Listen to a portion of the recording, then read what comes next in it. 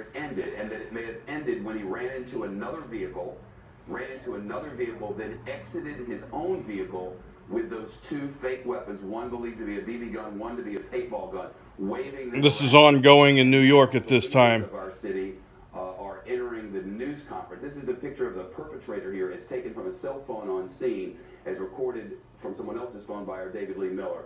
And now authorities are beginning their update from One Police Plaza in Lower Manhattan in the wake of an apparent terror attack on the nation's largest city. Let's listen.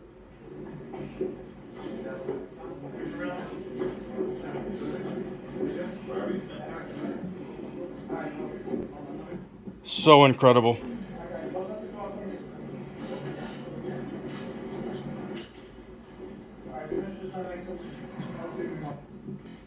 Good afternoon, everybody. Steve, we good? All right.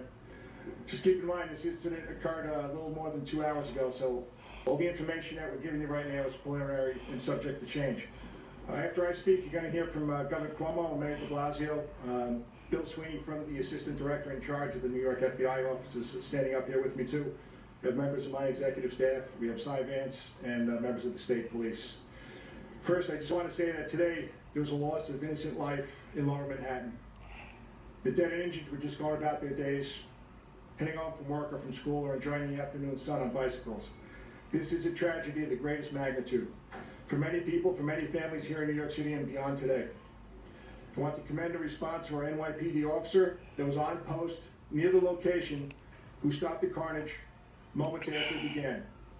Also, the work of the first responders, including the fire department and EMS personnel, surely helped save additional lives. So I said I'll give more of a chronology in a couple minutes, but right now I'd like to introduce Mayor de Blasio. Thank you, Commissioner. It's a very painful day in our city. Horrible tragedy on the West Side.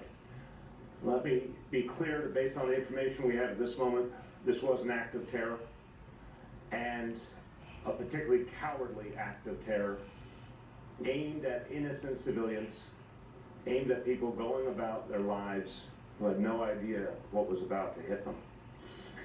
We, at this moment, based on the information we have, we know of 8 innocent people who have lost their lives. Now it's up to 8. A dozen more injured. Oh my gosh. We know that this We love you, New York. was intended to break our spirit. But we also know New Yorkers are strong, New Yorkers are resilient, and our spirit will never be moved by an act of violence, an act meant to intimidate us. We have been tested before as a city very near the site of today's tragedy, and New Yorkers do not give in the face of these kinds of actions. We'll respond as we always do. We will be undeterred. And I want to thank everyone at the NYPD, all our first responders, for their extraordinary efforts in the midst of this tragedy, starting with the officer who stopped this tragedy from continuing, all the first responders who came to the aid of those who were injured. The investigation is underway to get all the facts, and what we'll tell you today, of course, will be preliminary. But we know we will get down to the bottom of what happened. I want to ask all New Yorkers, all Americans, to keep the families of those lost in your thoughts and prayers. Yes. They will need our support.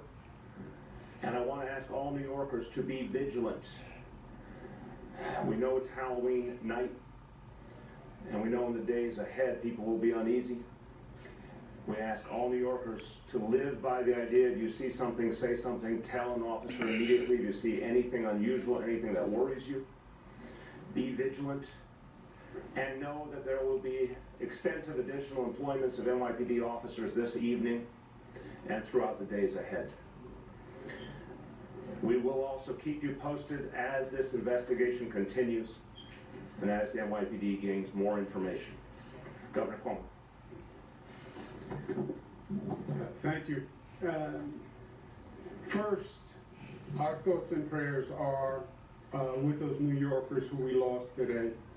It reminds us all how precious life is. They left the house this morning They were enjoying the beautiful west side of Manhattan on a beautiful fall day, and they're not going to be returning home. And that shock and that pain is going to be very real.